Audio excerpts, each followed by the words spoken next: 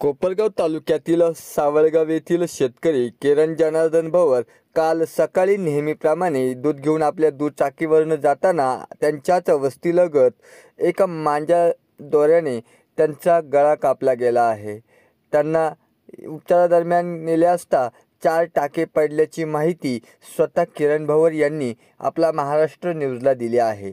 तसेच ते म्हणाले की मांजा विक्री करणारे दुकानदार व बनविणारे यांच्यावर कडक कारवाई झाली पाहिजे। जो मांजा बनविणारा आहे किंवा विकणारा आहे तो गजाआड केला पाहिजे अशी तीव्र भावना त्यांनी व्यक्त केली आहे। तसेच त्यांनी सांगितले की मकर संक्रांतीच्या काळामध्ये अनेक ठिकाणी मांजाने मोठमोठ्या दुर्घटना होत आहेत, तरी प्रशासनाचे याकडे लक्ष नाही। ग्रामीण भागात पोलीस आता कधी ठोक पाऊल उचलणार याकडे सर्वांचे लक्ष लागून आहे। आपला महाराष्ट्र न्यूजसाठी संपादक अमीन शेख, अहिल्यानगर। काय नेमकी झालं आणि कशा पद्धतीने तुम्हाला मांजा लागलेला आहे? मी सकाळी दूध घालून शिरसगावून वस्तीकडे येत असताना सावळगावून निघाल्यानंतर चारी लागती, चारीला ढाळा गाडी असताना मग मला ते गुतल्यासारखा झाला मांजेचा द्वारा।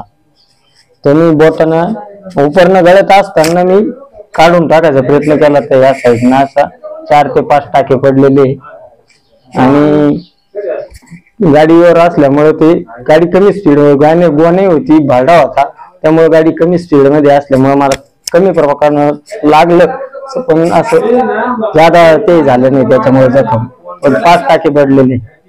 माझी एवढीच विनंती दुकानदारांना, जे मांजा जे विकणारे तो असा प्रकारचा द्वारा लगे बाजारातच नको दिसायला। माझ्यामुळे माझा जीव आज जसं वाचला तसं काल यावलं तर एक प्रकार घडलेला आहे। म्हणजे एका व्यक्तीचा मृत्यूदेह झाला, डायरेक्ट त्याला तर दवाखान्यात सुद्धा नेता आलं नाही। संभाजीनगरला एक झालेली घटना परवाची, ती स्टेटस मला आमचं खेडेगाव असून जरी इथं असं झालं तर शहरात कसं चालायचं? आज हे 4 दिवस संक्रांतीचे लोकांनी कसे साजरा करायचे? हे पतंगाला हे द्वारा नकोय। माझी कळकळीची विनंती, ग्राहकांनी विकू नये, घेताना बी घेऊ नये कोणी, त्याचा वापरच नको।